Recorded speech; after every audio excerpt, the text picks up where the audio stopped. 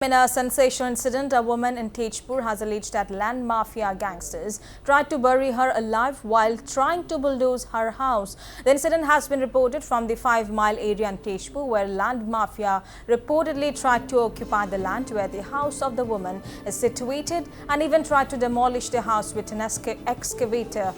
When the woman tried to stop the excavator from demolishing her house, the land mafia gangsters allegedly tried to bury her alive by throwing soil over her.